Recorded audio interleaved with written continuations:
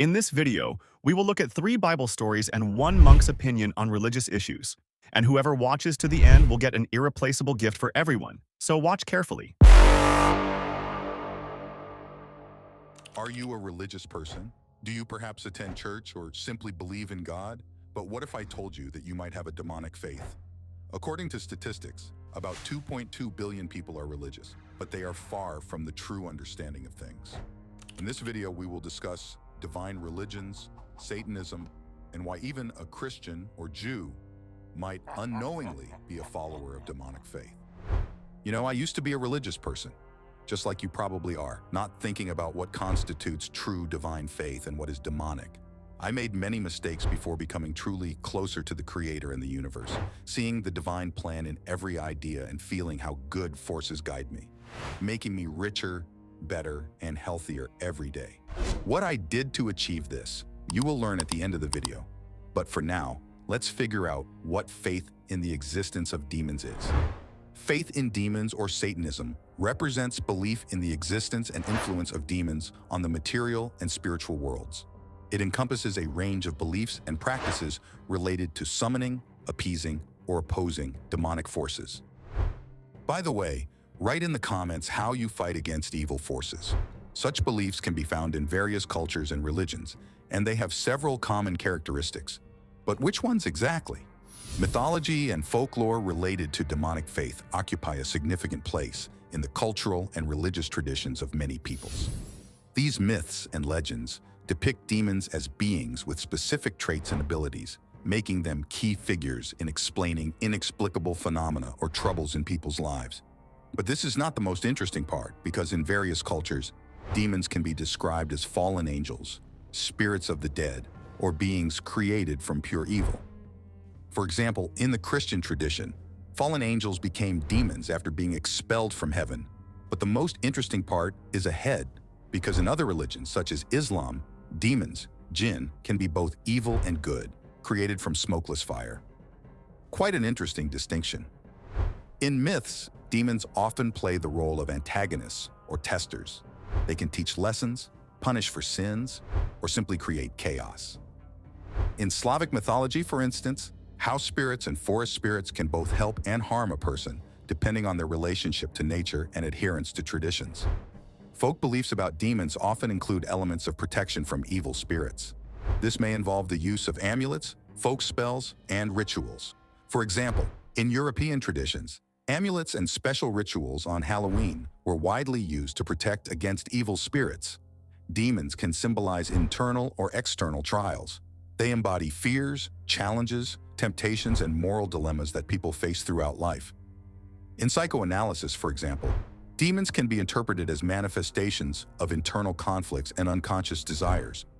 Representations of demons vary greatly depending on cultural and geographical context. In Asian traditions, there may be demons specializing in specific aspects of nature or human activity.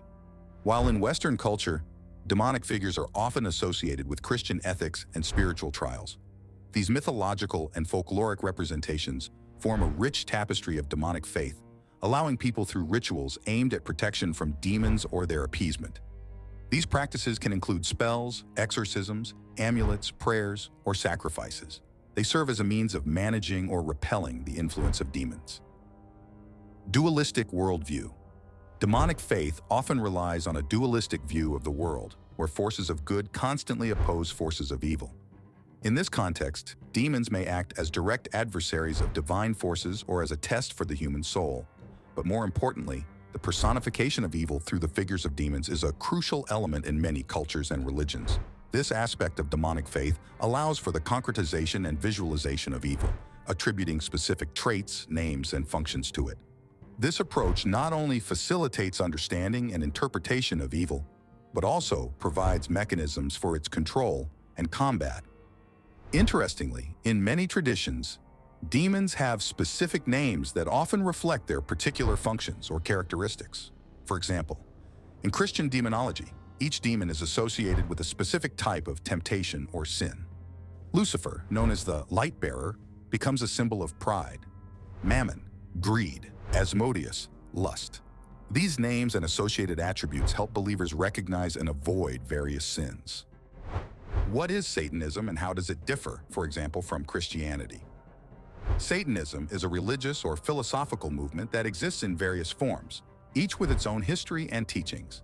It can include symbolic worship of Satan or even the denial of Satan as a real being, as well as literal worship of Satan as a spiritual entity. But it's more interesting to learn about the forms of Satanism, namely symbolic Satanism, often associated with the Church of Satan, founded by Anton Szandor LaVey in 1966 in San Francisco.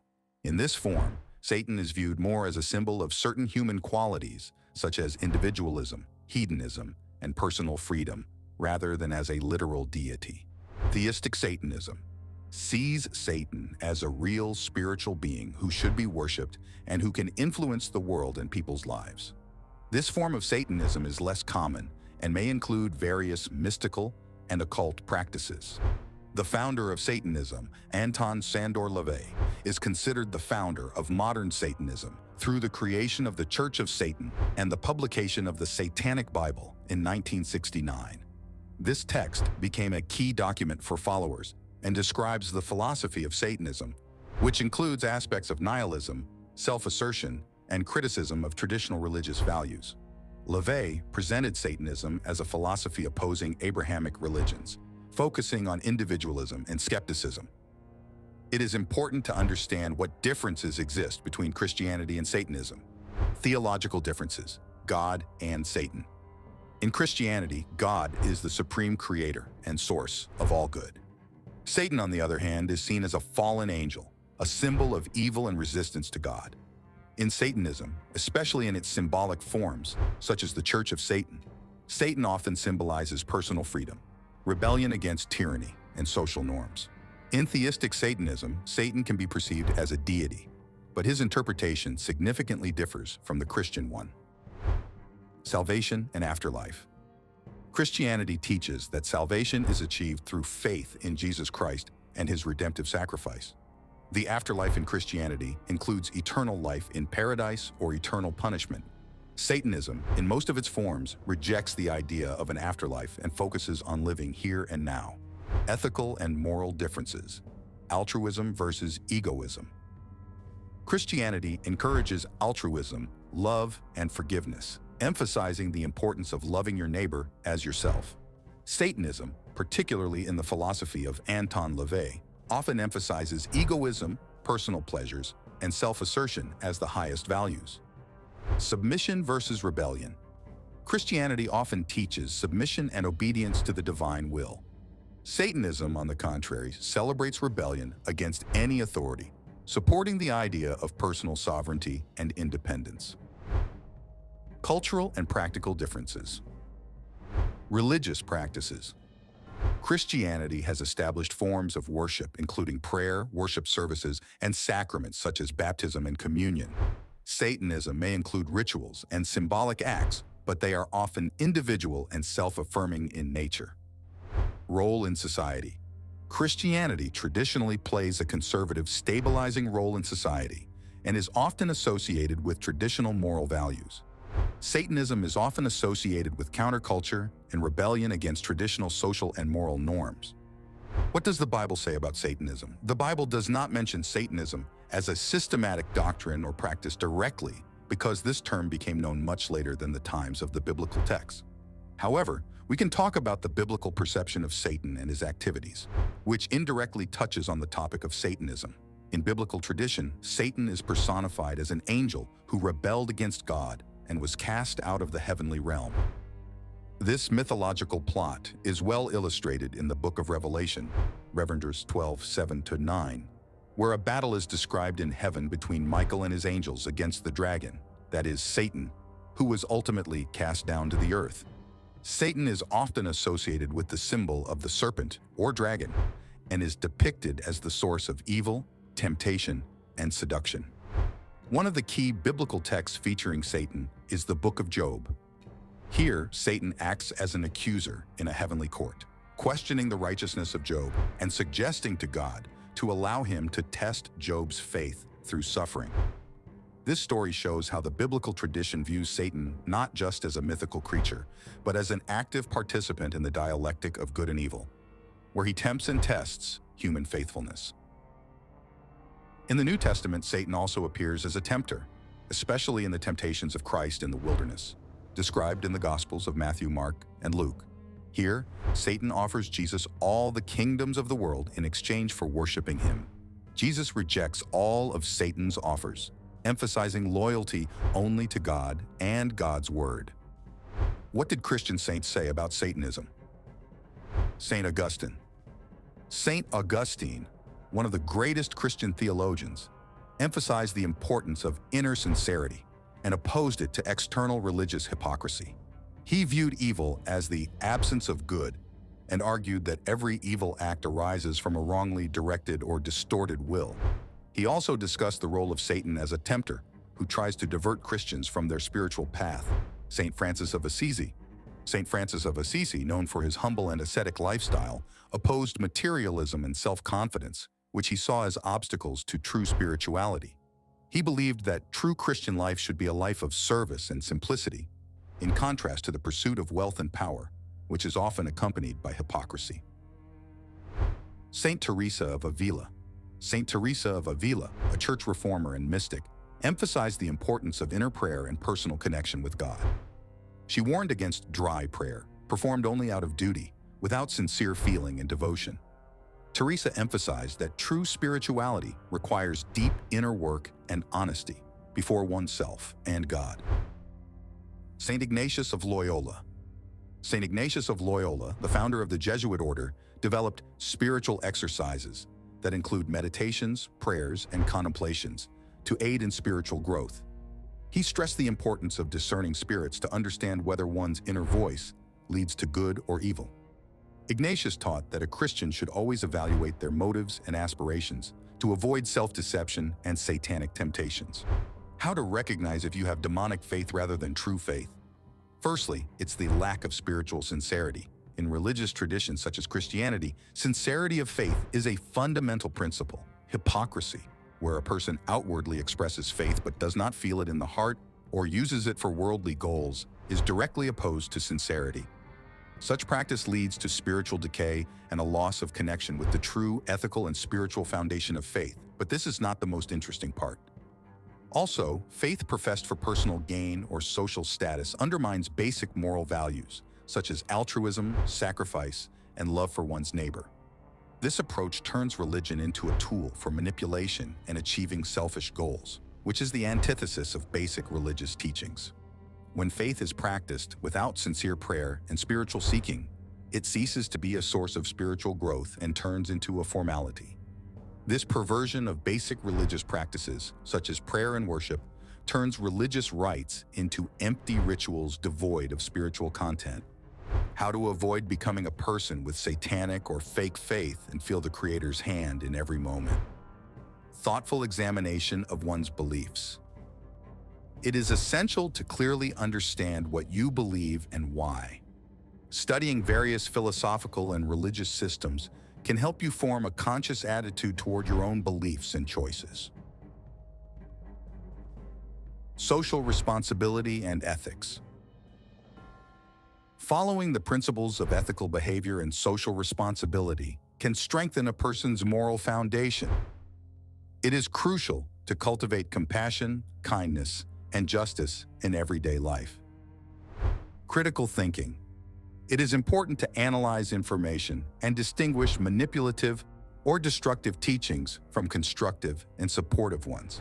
Critical thinking helps avoid adopting harmful beliefs and fosters a deeper understanding of complex issues. Communication and support. Connections with people who share your values and beliefs can provide support in difficult times and help you avoid isolation, which often becomes a breeding ground for radical beliefs. Self-reflection and personal growth. Regular self-reflection and striving for personal growth can contribute to a healthier perception of oneself and the world around. The ability to recognize and work on one's weaknesses can prevent susceptibility to destructive teachings. Spiritual practice. If you belong to a particular religious tradition, regular participation in spiritual practices such as prayer, meditation, or community service can help strengthen your faith and moral principles. Education and learning. Gaining education and continuous learning help expand your horizons and strengthen your ability to analyze and evaluate various life situations and teachings. Avoiding extremism. It is important to remain vigilant against any forms of extremism that may masquerade as religious or spiritual teachings. Extremist groups often use deceitful and manipulative techniques to attract and retain members. Today you will learn the inconvenient truth about Babylon, about where resistance to the will of God came from, how human pride destroys entire worlds, and what needs to be done so that God and the higher powers stimulate your every endeavor and not destroy it as they destroyed the reign of Nimrod and the Babylonian Empire. This amazing story of Nimrod and Babylon, from which you will learn many instructive things for life, begins in the ancient palaces of Mesopotamia, where the Tigris and Euphrates intertwine because there lived a woman named Naamah. She was the daughter of a powerful king endowed with beauty and grace that surpassed mortal measures. However, Naamah's heart burned with restless ambition, which could not be contained by the confines of her royal position. One fateful night, as Naamah gazed at the heavenly tapestry above, she was visited by a being of unearthly power.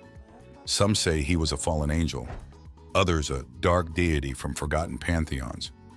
But at this moment of sublime communication, Naamah felt a spark ignite in her very soul. But this was not the most interesting thing. The following months were marked by strange omens and omens. Naamah's belly swelled and she gave birth to a child unlike any other, for the seed that was planted was filled with supernatural energy. The very earth began to tremble at the impending arrival of the child, as if all creation was holding its breath in anticipation. And then on a night when the heavens blazed with comet fire, Naamah's arduous labor began. Her cries echoed through the palace halls, mingling with the rumble of thunder and the howl of wind. It was a battle of ungodly forces, a clash of light and shadow, as the child fought to emerge into the world. At last, with one final agonizing push, the babe burst forth, a boy, his eyes alight with an unearthly gleam, his fists clenched as if grasping for power. The midwives who attended the birth recoiled in terror, for they sensed that this was no ordinary child. This was Nimrod, a name that would one day strike fear into the hearts of men and gods alike. From the moment of his birth, Nimrod displayed remarkable abilities. He grew at a prodigious rate, his strength and intellect far surpassing that of ordinary children. It was as if the very elements conspired to serve his will, the winds bending to his command and the beasts of the wilderness cowering before him. And so began the legend of Nimrod, the mighty hunter and builder of cities, whose ambition knew no bounds. His story would be woven into the tapestry of human history, a tale of hubris, conquest, and the eternal struggle between the divine and the mortal. As Nimrod grew, his legend spread like wildfire across the ancient world. The child of a divine union, he possessed power and charisma that could not be contained. From a young age, Nimrod displayed an insatiable hunger for conquest and dominion. He roamed the lands, subjugating the wild beasts and bending them to his will. With his bare hands, he strangled lions and wrestled bears, his eyes blazing with an unholy light. Whispers of Nimrod's deeds reached even the ears of the gods themselves, who watched with a mixture of fascination and trepidation. For here was a mortal who seemed to challenge the natural order, who dared to dream of greatness beyond the bounds of his human condition. In the bustling cities that sprang up under Nimrod's rule, he commanded the construction of towering ziggurats that pierced the heavens. These were not mere monuments, but gateways, conduits through which Nimrod sought to commune with the divine. It was an audacious act of hubris, a reaching for power that rightly belonged to the gods alone. The other kings of Mesopotamia quailed before Nimrod's ambition, for they sensed that his hunger could never be sated. He gathered armies and forged alliances, his sights set on expanding his domain ever further. Even the mightiest kingdoms trembled at the mention of his name, for to stand against Nimrod was to invite the wrath of the gods. Yet, for all his conquests and triumphs, a shadow lingered over Nimrod's soul. There was a restlessness, a constant thirst for more power, more glory, more of the divine spark that had set him apart from mortal men.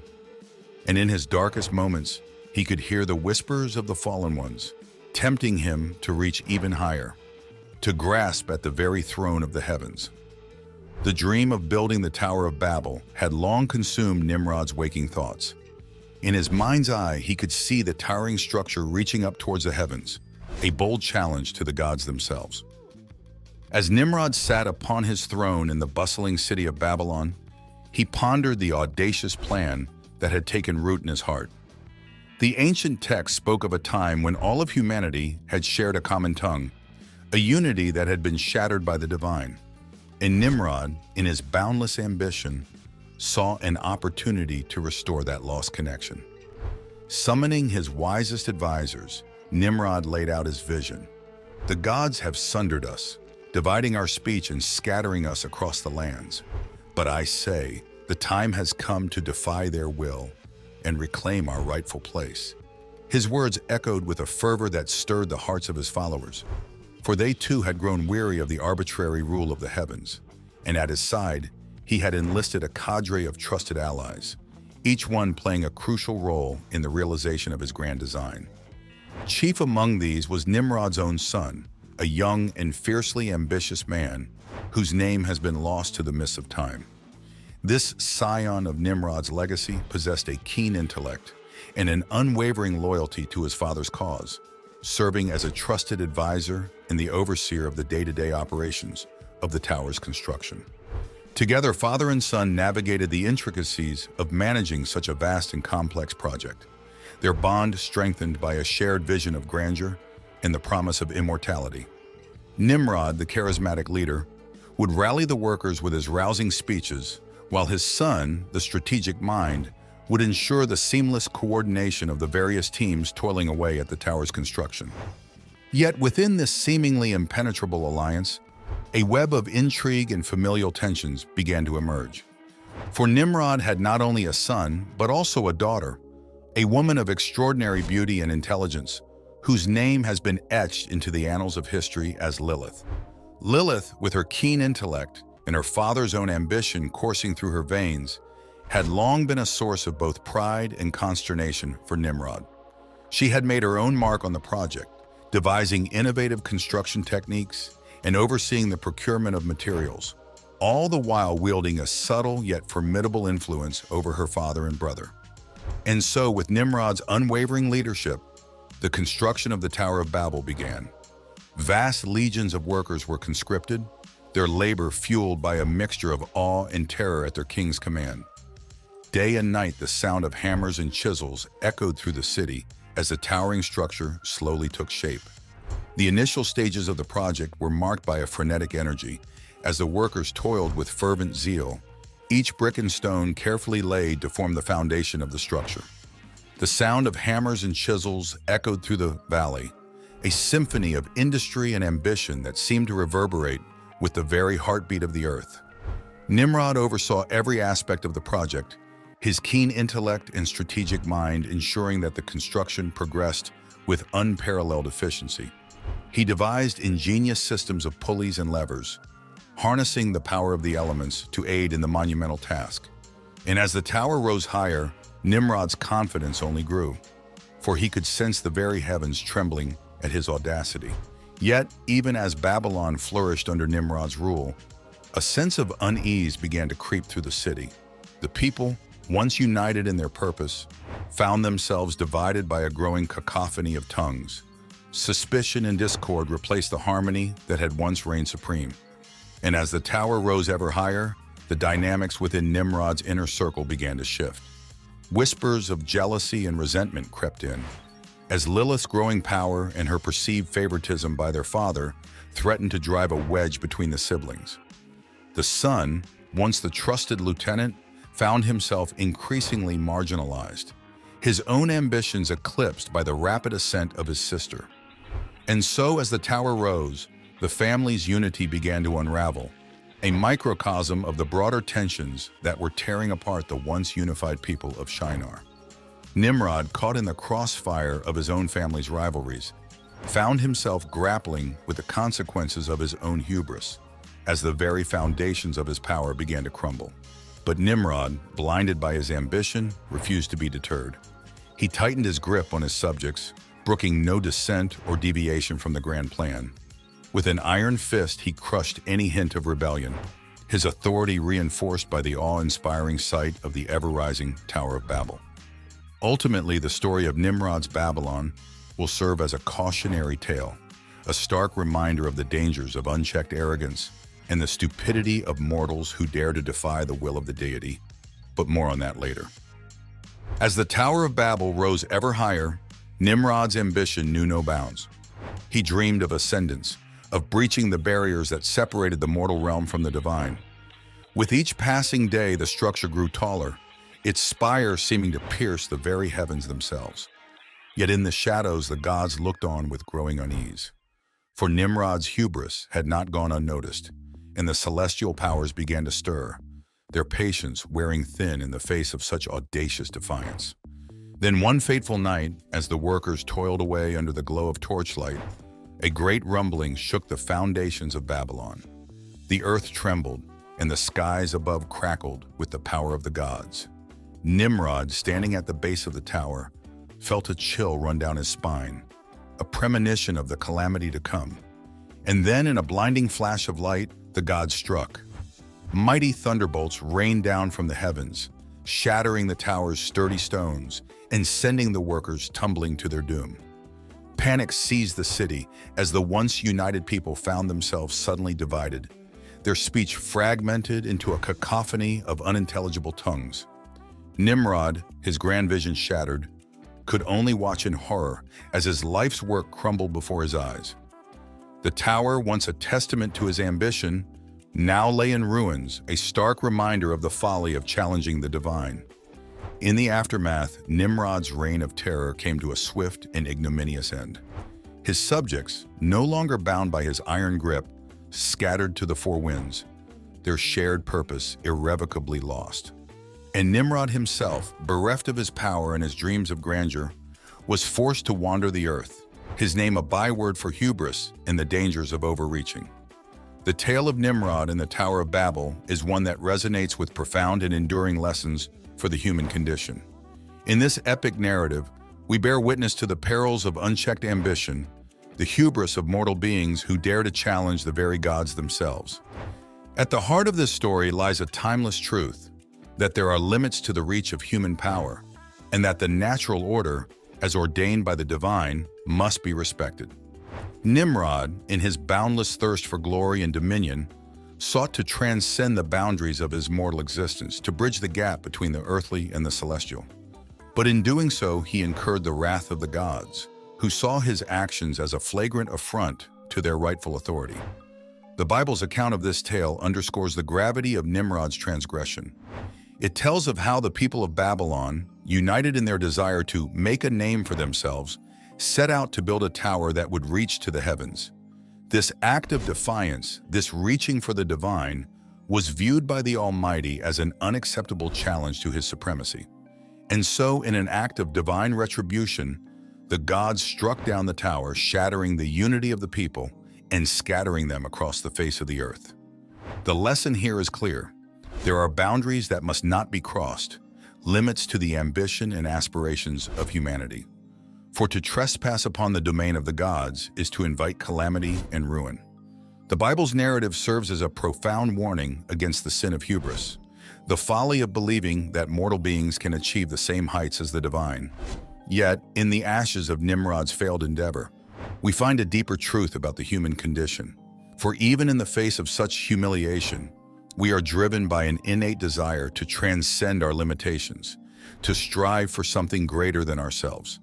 It is a testament to the restless spirit that resides within the heart of every man and woman. But the story of Nimrod also teaches us that this quest for the sublime must be tempered by humility and reverence for the natural order. We must recognize the boundaries that separate the mortal from the divine and strive to live in harmony with the will of the Almighty, lest we suffer the same fate as the builders of the Tower of Babel. In the end, the tale of Nimrod stands as a timeless cautionary tale, a reminder that pride and ambition, when left unchecked, can lead to the downfall of even the mightiest of mortal beings. It is a story that resonates across the ages, a testament to the enduring wisdom of the divine and the folly of those who would dare to challenge it. The Holy Fathers of Christianity have long pondered the profound lessons contained within the biblical account of Nimrod and the Tower of Babel. Through the lens of their spiritual wisdom and theological insights, they have illuminated the deeper meanings and timeless truths at the heart of this ancient tale. Similarly, St. John Chrysostom, the celebrated preacher and bishop, viewed the Tower of Babel as a cautionary tale about the dangers of human arrogance. He noted that the builders thought to exalt themselves above the nature of man and to vie with the power of God. Chrysostom's insights underscore the fundamental lesson that true wisdom and fulfillment can only be found in humble submission to the Almighty. The great Eastern Orthodox theologian, St. Gregory of Nyssa, delved even deeper into the spiritual significance of the Tower of Babel. He saw in the division of languages a reflection of the fragmentation of the human condition, the scattering of our once unified nature as a consequence of sin. For Gregory, the tower's destruction represented the shattering of our connection to the divine, a separation that could only be healed through the grace of God. These profound reflections from the Holy Fathers of Christianity serve to elevate the story of Nimrod and the Tower of Babel beyond a mere historical account. They reveal it as a profound metaphor for the human struggle against the allure of pride and the ultimate triumph of divine authority over mortal ambition. In the words of these revered thinkers, we find a call to humility, a reminder that true greatness can only be achieved through submission to the will of the Almighty. The tower's collapse then becomes a powerful symbol of the futility of human attempts to usurp the power of God, a stark warning against the perils of unchecked hubris. Indeed, the insights of the Holy Fathers have ensured that the legacy of Nimrod and the Tower of Babel endures not merely as a historical anecdote, but as a timeless touchstone of Christian theology and spiritual wisdom. It stands as a testament to the enduring relevance of the biblical narrative and a testament to the profound depth of understanding that the Church's most revered intellectuals have brought to this timeless tale. Tell me, are you a religious person? Surely, if you are even a little bit interested in Christianity, you know that there are canonical Gospels such as Matthew, Mark, Luke, John, but you probably did not realize that in addition to these Gospels, there are findings of other Gospels that can give a sensational understanding of religion, the relationship between God, man, and the universe. One of these is the Gospel of Judas, but it is, for some reason, carefully hidden. I will explain. It was the year 1970 in Egypt. During the reign of Anwar Sadat, near the city of Nag Hammadi, local peasants accidentally stumbled upon a clay jug containing a set of ancient manuscripts in the Coptic language. These manuscripts became known as the Nag Hammadiya Library and included many apocryphal and Gnostic texts, including the Gospel of Judas. However, immediately after discovery, most of these manuscripts were sold on the antiques black market. Don't forget to subscribe. There's a lot of interesting stuff here. It was only in the 1970s that some of them were purchased by museums and researchers. In 1983, a private collector acquired the Gospel of Judas, but this ancient text remained privately owned and virtually unknown to the general public for nearly 20 years. By the way, write in the comments about which non-canonical Gospels you have heard and what you think about them.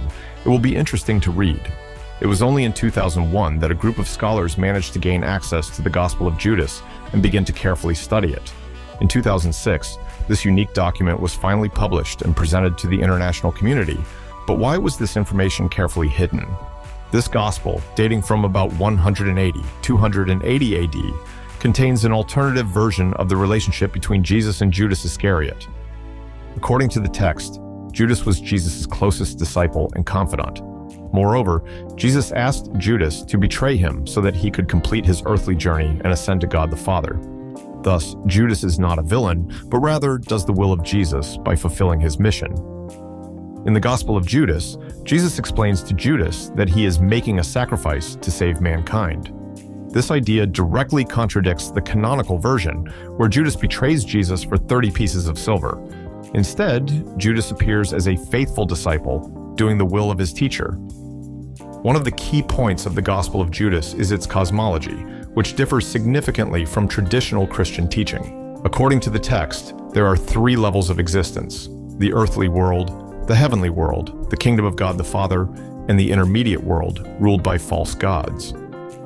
Jesus reveals to Judas the secrets of this intermediate world called Adam.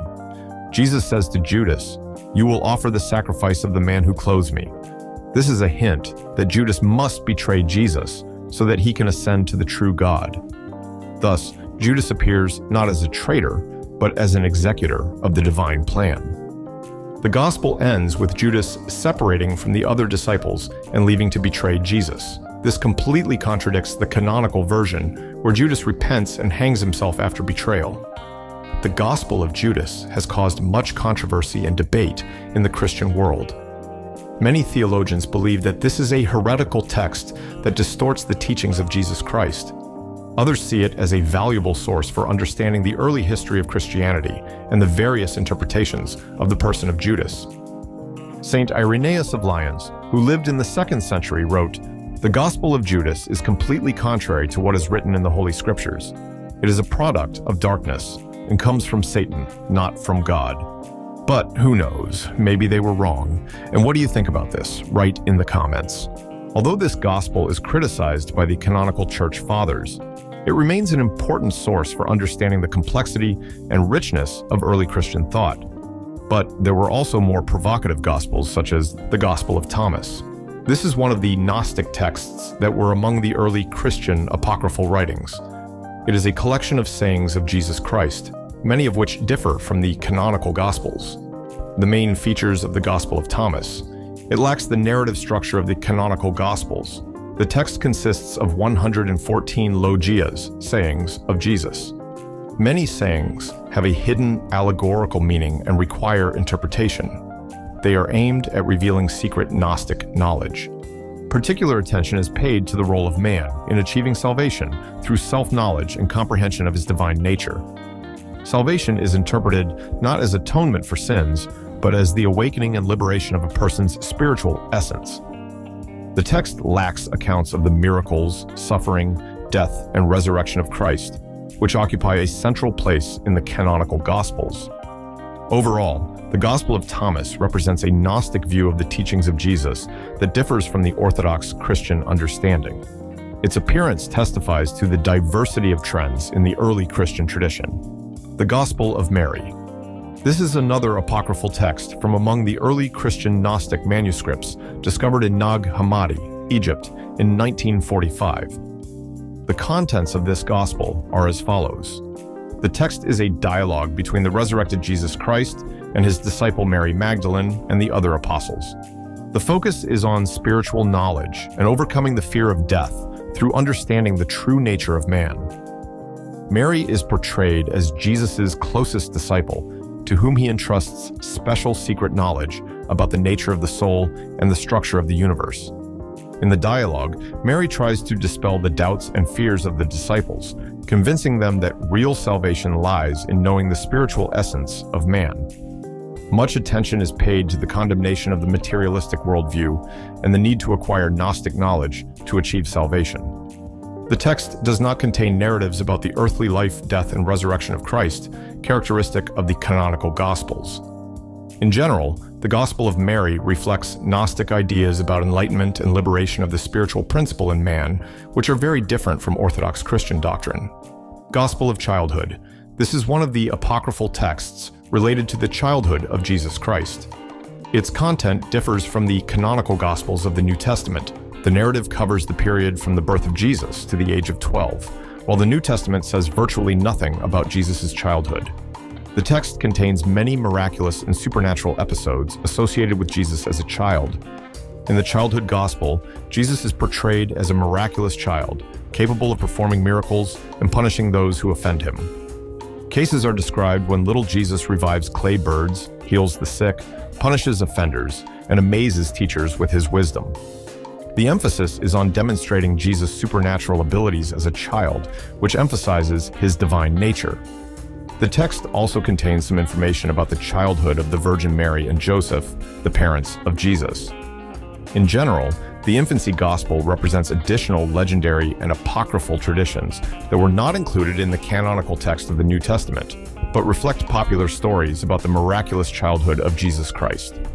The Gospel of Nicodemus, also known as the Acts of Pilate, is an apocryphal text that tells the story of the passion, death, and resurrection of Jesus Christ. Its main content can be characterized as follows. The text consists of two parts, the Acts of Pilate and the descent into hell. The Acts of Pilate describes Jesus' trial, crucifixion, and burial from the perspective of Nicodemus and other witnesses. This part contains details not found in the canonical Gospels. The descent into hell tells how, after death, Christ descended into hell to free the souls of the righteous who had languished there since the fall of Adam and Eve. The text presents a dialogue between Christ and Adam, Isaiah, and other prophets, and contains details about their liberation. It is especially emphasized that Christ defeated death and the devil, opening the gates of heaven for the righteous. The Gospel of Nicodemus contains apologetic motives that justify the actions of Pilate and recognize the divine nature of Jesus. In general, this gospel complements the canonical narrative about the last days of Christ's earthly life and his deeds in the other world, reflecting popular ideas in the early Christian environment. Gospel of Truth. This is one of the Gnostic texts found in Nag Hammadi in 1945. Its content differs significantly from the canonical Gospels of the New Testament. The main theme of the Gospel of Truth is knowledge of the true nature of God and salvation through this knowledge. The text does not tell the story of the life, death, and resurrection of Jesus Christ as presented in the canonical Gospels. Instead, it focuses on the mystical knowledge of divine reality. The Gospel of Truth describes God not as the personal God of the Old Testament, but as the faceless, formless, unknowable first cause of all things. Central to this is the idea that the human soul was originally part of the divine fullness, but was unknowingly separated from it. Salvation lies in the return of this knowledge. The text is strongly philosophical, mystical, and allegorical in nature, using symbolic imagery and metaphors to express its ideas. The Gospel of Truth does not contain any details about the historical life of Jesus. Instead, Jesus appears as the embodiment of the divine word, bringing knowledge of God. In general, the Gospel of Truth is a clear example of Gnostic literature, reflecting the worldview of the early Christian Gnostic sects, for which mystical knowledge was more important than historical accuracy.